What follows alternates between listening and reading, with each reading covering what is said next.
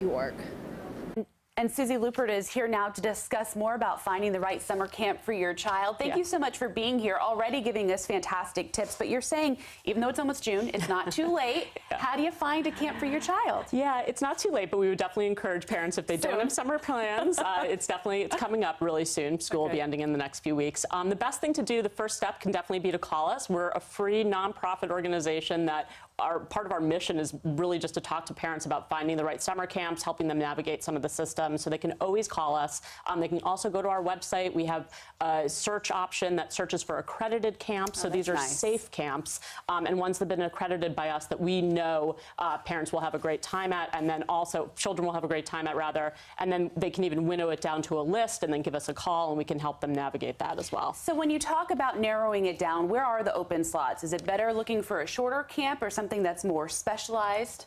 You know, it really depends. You know, it's really about what a child is interested in and what a parent wants to do for the summer with their, for their kid. There are so many different options these days, which is wonderful, but can be a little bit overwhelming. So there's certainly still slots available. But parents do need to be flexible. They need to think about, oh, I really wanted a certain session. That one might be filled at this point. So it's about being flexible, but there's certainly still options out there. It's great to know that you still have so many options. I wouldn't have thought. So what do parents need to keep in mind when choosing the actual camp? Yeah, I mean, this year in particular, we really are pushing parents about the safety of the camp. You know, it's really important to ensure that at a bare minimum they've been licensed by the Department of Health. And then an ACA accreditation is a great place to look for that kind of seal of approval that something's been ACA accredited. It's the parent's best evidence about the safety of the camp, and that the camp is really committed to that.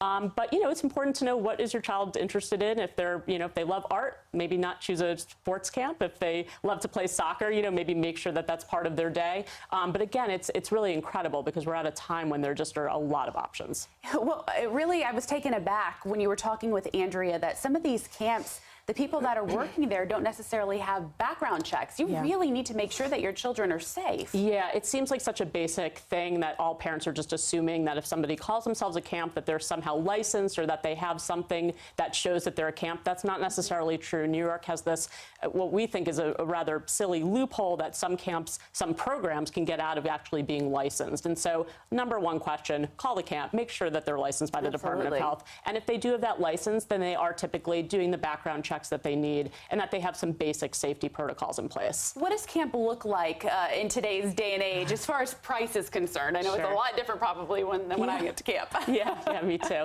Yeah, I mean, these are not publicly funded institutions, so camps do cost money, but there are different options. It's always good to call the camp, see what their payment if they have payment options or if they have different scholarships available. There is financial assistance at some camps, so it doesn't hurt to ask. And we would recommend, I mean, the earlier you can plan for it, the better, so that if it's a savings issue that you can do that. But again, give us a call at the American Camp Association. We can help. Go to our website, acanyj.org.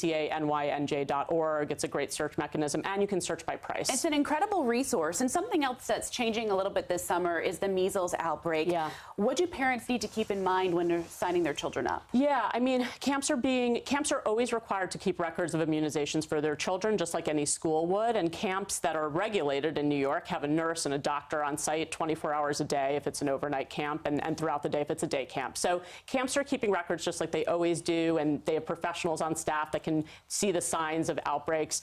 Some camps are saying to parents, if your child doesn't have the immunizations, we're not going to be allowing them. And some camps are, if there's a religious or a medical exemption. So call the camp, make sure you know what their policy is, and make sure that you know what they're going to do in case there is an outbreak. But the reality is this summer, whether you're at a water park or you're at Disneyland or you're taking a trip somewhere or you're at summer camp, there is a risk. All right. Well, thank you so much. I'm interested to see what else is still out there. I'm going to do my search as soon as we're done here. So thank you so much, Susie. We appreciate it.